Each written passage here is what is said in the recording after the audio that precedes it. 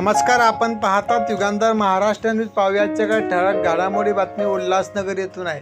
उल्हासनगरमध्ये दुचाकीवर स्टंटबाजी करणाऱ्या तरुणाने डॉक्टरला केली मारहाण.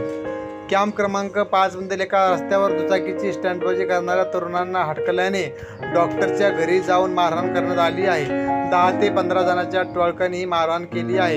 ही मारहाणीची घटना CCTV कॅमेऱ्यात कैद झाली आहे. या प्रकरणी हेडलाईन पोलिसांनी 5 आरोपींना बेड्या ठोकल्या आहेत.